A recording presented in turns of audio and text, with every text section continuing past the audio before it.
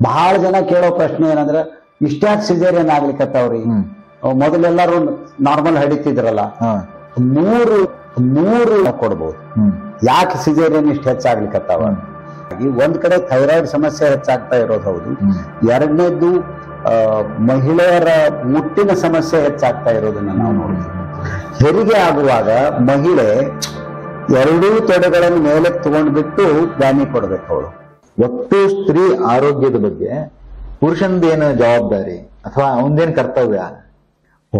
ಇದು ಬಹಳ ದೊಡ್ಡ ಪ್ರಶ್ನೆ. ಅದೇ ಆಕ್ಚುಲಿ ಇದು ನಾನು ಆಮೇಲೆ ಕೇಳ್ಬೇಕಂತ ಮಾಡಿದ್ದೆ, ಆದ್ರೆ ಆ ವಿಷಯ ಏನದನ ನೀವ್ ಅದ್ರ ಬಗ್ಗೆ ಹೇಳ್ಬೇಕಾದ್ರೆ ನನಗದ ಅಗದಿ ಸೂಕ್ತ ಅನಿಸ್ತು.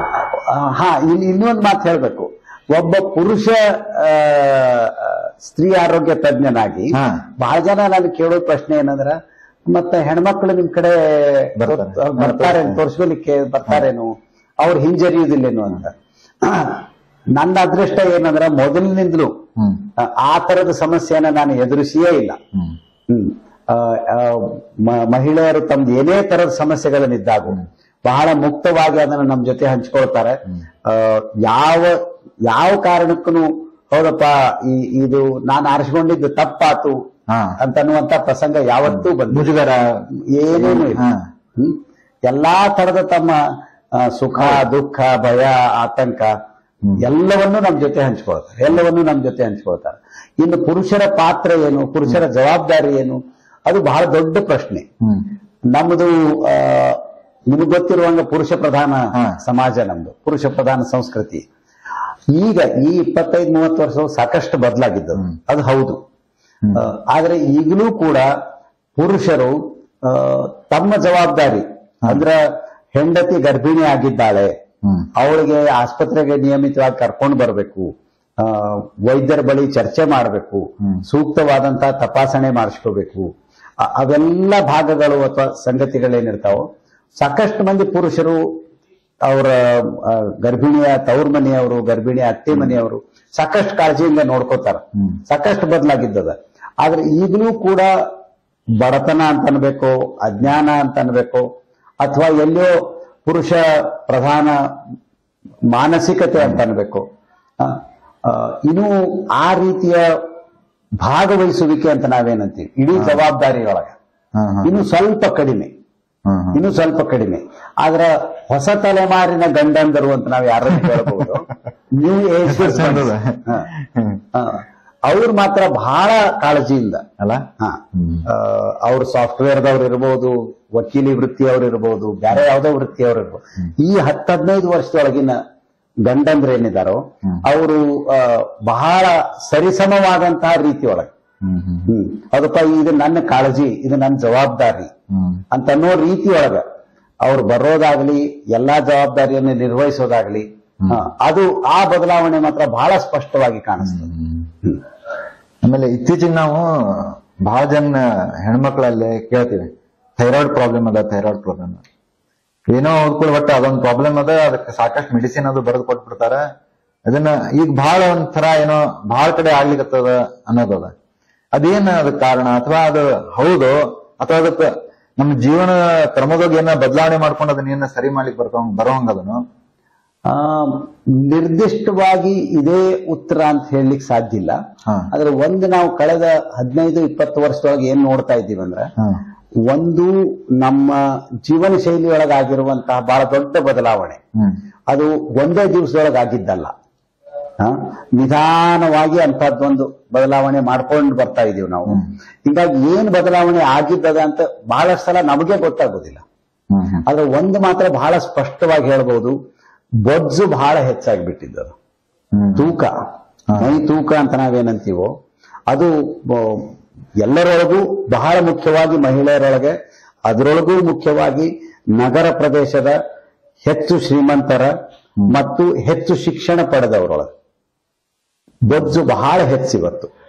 20-25 ವರ್ಷದಿಂದ ಗರ್ಭಿಣಿ ಮಹಿಳೆ ತಪಾಸಣೆಗೆ ಬಂದಾಗ ಅವಳ ತೂಕ, ಮೈ ತೂಕ 60 ಕಿಲೋ ಇತ್ತು ಅಂದ್ರ ನಾವು ಅದು ರಿಸ್ಕ್ ಫ್ಯಾಕ್ಟರ್ ಅಂತ ಹೇಳ್ತಿದ್ವಿ, ಅದೊಂದು ಗಂಡಾಂತರದ ಸಮಸ್ಯೆ ಅಂತ ಹೇಳ್ತಾ ಇದ್ವಿ. ಇವತ್ತು 80 ಕಿಲೋ, 90 ಕಿಲೋ, 100 ಕಿಲೋ ಸಹಜ ಮಾತಾಗಿಬಿಟ್ಟಿದ್ದದು, ನ್ಯೂ ನಾರ್ಮಲ್ ಅನ್ನುವಂಗಾಗಿಬಿಟ್ಟಿದ್ದದು. ಗರ್ಭಿಣಿ ಮಹಿಳೆಯರಾಗೋದು ಹೋಯ್ತು, 16, 18, 20 ವರ್ಷದ ಯುವತಿಯರು ಕಾಲೇಜ್ಗೆ ಹೋಗ್ತಾ ಇರುವವರು. ಹಾಗಾಗಿ ಒಂದು ಕಡೆಯಿಂದ ಆಹಾರದೊಳಗೆ ಮಾಡ್ಕೊಂಡಿರುವಂತಹ ಬದಲಾವಣೆ, ಈ ಬೇಕರಿ ತಿಂಡಿಗಳಾಗಿರ್ಬೋದು ಅಥವಾ ರಾಸಾಯನಿಕ ಕೃಷಿಯಿಂದ ಬಂದಂತಹ ನಮ್ಮ ಆಹಾರ ವಸ್ತುಗಳಾಗಿರ್ಬೋದು. ಹೀಗಾಗಿ ಒಟ್ಟಾರೆ ನಮ್ಮ ಆರೋಗ್ಯದ ಮೇಲೆ ದುಷ್ಪರಿಣಾಮಗಳಾಗಿ ಒಂದ್ ಕಡೆ ಥೈರಾಯ್ಡ್ ಸಮಸ್ಯೆ ಹೆಚ್ಚಾಗ್ತಾ ಇರೋದು ಹೌದು. ಎರಡನೇದ್ದು ಮಹಿಳೆಯರ ಮುಟ್ಟಿನ ಸಮಸ್ಯೆ ಹೆಚ್ಚಾಗ್ತಾ ಇರೋದನ್ನ ನಾವು ನೋಡ್ತೀವಿ. ಮುಟ್ಟು ಸರಿಯಾಗಿ ಆಗೋದಿಲ್ಲ, ತಡ ಆಗೋದು. ಒಟ್ಟಾರೆಯಾಗಿ ಅದೇನು ಒಂದು ಸಹಜ ನಿಯಮಿತವಾದಂತಹ ರೀತಿಯೊಳಗೆ ನಡಿಬೇಕಾದಂತಹದ್ದಿತ್ತು, ಅದು ಇವತ್ತಿನ ದಿನಮಾನಗಳಲ್ಲಿ ಬಹಳ ಏರ್ಪೇರಾಗಿರೋದು.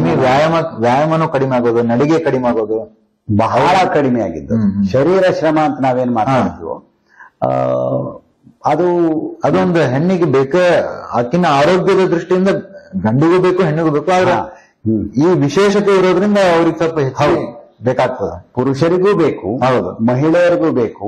ಅದರಲ್ಲೂ ಮುಖ್ಯವಾಗಿ ಮಹಿಳೆಯರಿಗೆ ಹೆರಿಗೆ ಸುಖಕರ ಆಗ್ಬೇಕಾಯ್ತು ಅಂದ್ರೆ, ಸಹಜ ಹೆರಿಗೆ ಆಗ್ಬೇಕು ಅಂತ ನಾವೇನ್ ನಾರ್ಮಲ್ ಡೆಲಿವರಿ ಅಂತ ಹೇಳ್ತೀವಿ, ಅದು ದಿನದಿಂದ ದಿನಕ್ಕೆ ಹೆಚ್ಚು ಕಷ್ಟಕರ ಆಗ್ತಾ ಇರೋದನ್ನ ನಾವು ನೋಡ್ತೀವಿ. ಬಹಳ ಜನ ಕೇಳೋ ಪ್ರಶ್ನೆ ಏನಂದ್ರೆ, ಇಷ್ಟ್ಯಾಕ್ ಸಿಜೇರಿಯನ್ ಆಗ್ಲಿಕ್ಕತ್ತವ್ರಿ? ಮೊದಲೆಲ್ಲರೂ ನಾರ್ಮಲ್ ಹಡಿತಿದ್ರಲ್ಲ. ಮೊದಲು ಅದು ಕಾನ್ಸೆಪ್ಟ್ ಇದ್ದಿದ್ದಿಲ್ಲ. 10 ವರ್ಷದ ಹಿಂದೆ ಅದು ಇದ್ದಿದ್ದೇ ಅಲ್ಲ ಆಪರೇಷನ್ ಅದ. 3 ಕಾರಣಗಳನ್ನ ನಾವು ಕೊಡ್ಬೋದು ಯಾಕೆ ಸಿಜೇರಿಯನ್ ಇಷ್ಟು ಹೆಚ್ಚಾಗ್ಲಿಕ್ಕತ್ತಾವ. ಮೊದಲನೇದ್ದು ಹೆರಿಗೆ ಶಾಸ್ತ್ರದೊಳಗಾಗಿರುವಂತಹ ಪ್ರಗತಿ. ಅಂದ್ರ ನಾವು ಸಣ್ಣ ಮಗುವನ್ನು ಕೂಡ ಉಳಿಸ್ಕೊಳ್ಬಹುದು ಇವತ್ತು.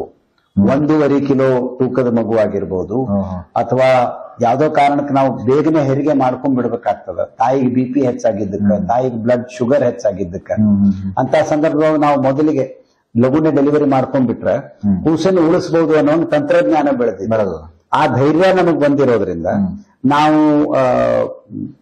ಅದು ಹೆಚ್ಚು ಸಿಜೇರಿಯನ್ ಮಾಡಿ ಕೂಸುಗಳನ್ನು ಉಳಿಸ್ಕೋಬಹುದು, ಮತ್ತೆ ತಾಯಿಗೂ ಅನುಕೂಲ ಆಗುವಂಗ್ ಮಾಡಬಹುದು ಅನ್ನೋದು ಒಂದು. ಎರಡನೇದು, ನಾವು ಹೋಗ್ತೀವೋ ಬಿಡ್ತೀವೋ ವೈದ್ಯಕೀಯ ವೃತ್ತಿಯೊಳಗೆ ಆಗಿರುವಂತ ವ್ಯಾಪಾರೀಕರಣ.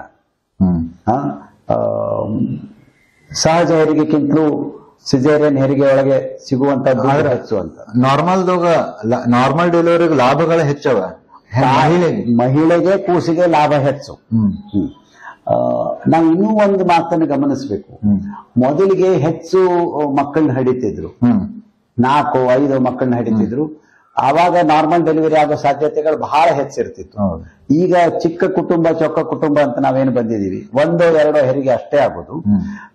ಸಿಜೇರಿಯನ್ ಆದ್ರೆ ನಡೀತದ ಅನ್ನುವಂಥದ್ದು. ಇವೆರಡಕ್ಕಿಂತಲೂ ಇನ್ನೂ ದೊಡ್ಡ ಕಾರಣ ಏನು ಅಂತಂದ್ರೆ, ಜೀವನ ಶೈಲಿಯೊಳಗೆ ನಾವೇನ್ ಬದಲಾವಣೆ ಮಾಡ್ಕೊಂಡಿದೀವಿ. ಶ್ರಮ ಅನ್ನೋದು ಬಹಳ ಬಹಳ ಕಡಿಮೆ ಆಗಿಬಿಟ್ಟಿದ್ದದ. ನಾನು ಇದಕ್ಕೆ ನಮ್ಮ ಟೇಬಲ್ ಕುರ್ಚಿ ಜೀವನ ಶೈಲಿ ಅಂತ ಹೇಳ್ತೀನಿ ನಾನು. ಇವತ್ತು ಬಹುತೇಕ ಕುಟುಂಬಗಳಲ್ಲಿ, ಉಚ್ಚ ಮಧ್ಯಮ ವರ್ಗದವರು, ಶ್ರೀಮಂತ ವರ್ಗದ ಕುಟುಂಬಗಳಲ್ಲಿ 1-2 ಮಕ್ಕಳಿರ್ತಾರೆ. ಒಟ್ಟು ನೋವಾಗಲಾರ್ದಂಗೆ ಬೆಳೆಸಬೇಕು ಅನ್ನೋದು ನಮ್ಮ ಒಂದು ಪದ್ಧತಿ. ನಮ್ಮ ಮಕ್ಕಳು ಸುಖದಿಂದ ಬೆಳಿಬೇಕು, ಅವ್ರಿಗೆ ಹೊಟ್ಟೆ ಪೆಟ್ಟತ್ಬಾರ್ದು, ಅವ್ರಿಗೆ ಹೊಟ್ಟೆ ನೋವಾಗಬಾರ್ದು. ಇದು ತಾಯಿ ತಂದೆಯರ ಕರ್ತವ್ಯ ಅಂತ ಅನ್ಕೊಂಡ್ಬಿಟ್ಟಿದ್ದೀನಿ. ಹಾಗಾಗಿ 20, 22, 24 ವರ್ಷ ವಯಸ್ಸಿಗೆ ಬರೋ ತನಕನೂ ಬಹಳ ದೊಡ್ಡ ಪ್ರಮಾಣದ ನೋವು ಅನ್ನೋದನ್ನ ಅವ್ರು ಅನುಭವಿಸೇ ಇರೋದಿಲ್ಲ. ಎರಡನೇದು ಇನ್ನೊಂದು ಏನಾಗ್ತದಂದ್ರ, ಸ್ವಲ್ಪ ನಮಗ್ ಆದಾಯ ಹೆಚ್ಚಿತ್ತು, ಶ್ರೀಮಂತಿಕೆ ಹೆಚ್ಚಿತ್ತಂದ್ರ ನಮ್ಮ ಮನೆಯೊಳಗಿನ ಜೀವನ ಶೈಲಿ ನಾವು ಹೆಂಗ್ ರೂಪಿಸ್ಕೊಳ್ತೀವಿ ಅಂದ್ರ, ಮುಂಜಾನೆ ನಾವು ಏಳೋದು ಕಾಟ್ ಮೇಲಿಂದ, ಪಲಂಗದ ಮೇಲಿಂದ, ನಮ್ಮ ಮಲ ವಿಸರ್ಜನೆ ಆಗೋದು ಕಮೋಡ್ ಇಂದ, ಆಮೇಲೆ ಸ್ನಾನ ಶವರ್ ತಗೊಳ್ತೀವಿ. ಒಟ್ಟೆ ದೇಹ ಏನು ಅಲ್ಲಾಡಬಾರ್ದ, ಹಂಗೆ ಹೋಗ್ತಿರ್ಬೇಕದ. ಅಡಿಗೆ ಮನೆಗೆ ಬರ್ತೀವಿ, ಅಡಿಗೆ ಕಟ್ಟಿ ಮೇಲೆ ನಮ್ದು ಅಡಿಗೆ ತಯಾರಾಗ್ತದ, ಡೈನಿಂಗ್ ಟೇಬಲ್ ಮೇಲೆ ನಮ್ ನಾಷ್ಟ ಆಗ್ತದ. ನಮ್ಮ ಆಫೀಸಿಗೋ, ಕಾಲೇಜಿಗೋ, ಕಚೇರಿಗೋ ಹೋಗುದು ನಾವು ವಾಹನದೊಳಗೆ ಹೋಗ್ತೀವಿ. ಅಲ್ಲಿ ಮತ್ತೆ ಇಡೀ ದಿವಸ ಕುರ್ಚಿ ಟೇಬಲ್ ಮೇಲೆ ನಮ್ದು ಕೆಲಸ ನಡೀತದ. ಸಂಜೆನಾಗ ಮತ್ತೆ ವಾಪಸ್ ಮನೆಗೆ ಬರ್ತೀವಿ, ಮೆತ್ತಗಿನ ಸೋಫಾದ ಮೇಲೆ ಕೂತು ರಿಮೋಟ್ ಟಿವಿ ನೋಡ್ತೀವಿ. ಮೊಬೈಲ್ ಅಂತೂ ಹೌದೇ ಹೌದು, ಎಲ್ಲಾ ಕಡೆ ಅದ ಇವತ್ತು. ಮತ್ತೆ ರಾತ್ರಿ ಅಡಿಗೆ ಕಟ್ಟೆ ಮೇಲೆ ಊಟ ಡೈನಿಂಗ್ ಟೇಬಲ್ ಮೇಲೆ, ರಾತ್ರಿ ಮಲಗೋದು ಕಾಟ್ ಮೇಲೆ. ಇಡೀ ದಿವಸದೊಳಗೆ ನಮ್ಮ ಶರೀರದ ಅತ್ಯಂತ ದೊಡ್ಡ ಜಾಯಿಂಟ್ ಅಂತೀವಲ್ಲ, ಈ ಹಿಪ್ ಜಾಯಿಂಟ್, ಇದು ಒಂದ್ಸಲನೂ ಪೂರ್ತಿ ಕೆಲಸ ಮಾಡೋದಿಲ್ಲ. ಹೆರಿಗೆ ಆಗುವಾಗ ಮಹಿಳೆ ಎರಡೂ ತೊಡೆಗಳನ್ನು ಮೇಲೆ ತಗೊಂಡ್ಬಿಟ್ಟು ಬ್ಯಾನಿ ಕೊಡ್ಬೇಕು ಅವಳು. ಇಡೀ ಜೀವನ ಒಂದ್ಸಲನೂ ಅದನ್ನ ಮಾಡಿಲ್ಲ ಅಂದ್ರೆ ಆ ಕೊನೆ ಗಳಿಗೆ ಒಳಗೆ ಅವಳು ಹೆಂಗ್ ಮಾಡ್ತಾಳ ಅದನ್ನ? ಅವಳಿಗೆ ನೋವು ತಡ್ಕೊಲಿಕ್ ಆಗೋದಿಲ್ಲ. ನೋವು ತಡ್ಕೊಳ್ಳುವಂತ ಶಕ್ತಿ ಬಹಳ ಕಡಿಮೆ ಆಗ್ಲಿಕ್ಕತ್ತಿದ್ದದು ಇವತ್ತಿನ ಮಹಿಳೆಯರವರು. ಹಾಗಾಗಿ ಹೆರಿಗೆ ನೋವು ಒಂದ್ ಸ್ವಲ್ಪ ಶುರು ಆದ್ರೂ ಸಾಕು, ನನಗಾಗೋದಿಲ್ಲ, ನನಗೆ ತಡ್ಕೊಲಿಕ್ ಒಟ್ಟೆ ಆಗೋದಿಲ್ಲ, ಸಿಜೇರಿಯನ್ ಮಾಡಿಬಿಡ್ರಿ, ಸಿಜೇರಿಯನ್ ಮಾಡಿ. ಇನ್ನು ಮುಂದೆ ಬಹಳ ಇರ್ತದೆ. ಒಂದು 100 ಪ್ರಮಾಣದ ನೋವು ಬರಬೇಕು ಅಂತ ಆದ್ರೆ ಇವ್ರಿಗೆ 5 ಪೈಸೆ ಅಷ್ಟು ನೋವು ಶುರು ಆಗಿರ್ತದೆ. ನನ್ನ ಕೈಲಿ ಆಗೋದಿಲ್ಲ ಅಂತ ಹೊರಗೆ ಪಾಲಕರು ಕೂತಿರ್ತಾರ, ಅವ್ರಿಗೆ ನೋಡ್ಲಿಕ್ಕೆ ಆಗಿಲ್ಲ, ಅವ್ರಿಗೆ ನೋಡ್ಲಿಕ್ಕೆ ತಾಯಿ ತಂದೆ ಇಬ್ಬರ ಮಕ್ಕಳು. ಇದಕ್ಕೆ ಇನ್ನೂ ಒಂದೇನ್ ಕಾರಣ ಸೇರ್ಕೊಂಡಿದ್ದದ ಅಂದ್ರ ಅಲ್ಲಿ ದೂರದೊಳಗಲ್ಲೇ ಅತ್ತಿ ಮಾವ ಕೂತಿರ್ತಾರ. ಈ ಮೊಬೈಲ್ ಒಂದೇನ್ ಬಂದ್ಬಿಟ್ಟಿದ್ದದನು ಅಲ್ಲಿಂದ ಶುರು. ನೀವು ಹಾಸ್ಪಿಟ್ಲಿಗೆ ಹೊರಟ್ರು ಇಲ್ಲೋ, ಡಾಕ್ಟರ್ ನೋಡಿದ್ರು ಇಲ್ಲೋ, ಡಾಕ್ಟರ್ ಏನಂತ ಹೇಳ್ಯಾರ, ಡಾಕ್ಟರ್ ಎಷ್ಟೊತ್ತಿಗೆ ಆಗ್ತದ ಅಂತ ಹೇಳ್ಯಾರ, ಅಲ್ಲಿಂದ ಟೆನ್ಷನ್ ಹೆಚ್ಚಾಗೋದು ಶುರು ಆಗ್ಬಿಡ್ತದೆ. ಹಂಗಾಗಿ ಇವ್ರೇನಂತಾರೆ, ಯಾವ್ದು ರಿಸ್ಕ್ ತಗೊಳ್ಳೋದು ಬೇಡ, ಸಿಜೇರಿಯನ್ ಮಾಡಿಬಿಡ್ರಿ. ಹಲವಾರು ಕಾರಣಗಳು ಸೇರಿಬಿಟ್ಟು ಸಿಜೇರಿಯನ್ ಪ್ರಮಾಣ ಬಹಳ ಹೆಚ್ಚಾಗ್ತಾ ಇರೋದನ್ನ ನಾವು ನೋಡ್ತೀವಿ. ಆಮೇಲೆ ಈಗ ಮಕ್ಕಳು 1, 2 ಹಿಂಗ ಅವೆಲ್ಲ ಕಡಿಮೆ ಆಗೋದ್ರಿಂದ ಈ ಬ್ರೆಸ್ಟ್ ಕ್ಯಾನ್ಸರ್ ಹೆಚ್ಚಿಗೆ ಆಗ್ಲಿಕ್ಕೆ ಅದು ಒಂದು ಮುಖ್ಯ ಕಾರಣ, ಬಹಳ ದೊಡ್ಡ ಕಾರಣ ಅದು. ಈಗೊಂದು 20 ವರ್ಷದ ಹಿಂದಿನ ತನಕನೂ ನಮ್ಮ ದೇಶದೊಳಗೆ ಮಹಿಳೆಯರೊಳಗೆ ಆಗ್ತಾ ಇದ್ದಂತಹ ಅತ್ಯಂತ ಹೆಚ್ಚಿನ ಸಂಖ್ಯೆ ಕ್ಯಾನ್ಸರ್ ಅಂತಂದ್ರೆ, ಹೆಚ್ಚಿನ ಪ್ರಮಾಣದ ಕ್ಯಾನ್ಸರ್ ಅಂದ್ರೆ ಗರ್ಭಾಶಯದ ಕೊರಳಿನ ಕ್ಯಾನ್ಸರ್ ಅಂತ, ಕ್ಯಾನ್ಸರ್ ಆಫ್ ಸರ್ವಿಕ್ಸ್ ಅಂತ ಹೇಳ್ತಾ ಇದ್ವಿ. ಗರ್ಭಕಂಠ ಕ್ಯಾನ್ಸರ್, ಗರ್ಭಕಂಠ ಕ್ಯಾನ್ಸರ್ ಅಥವಾ ಗರ್ಭದ ಕೊರಳಿನ ಕ್ಯಾನ್ಸರ್ ಅಂತ. ಈಗ ಜಾಸ್ತಿ 20 ವರ್ಷದಾಗ ಜಾಸ್ತಿ ಆಗಿದೆ, ಅದು ಕಡಿಮೆ ಆಯ್ತು.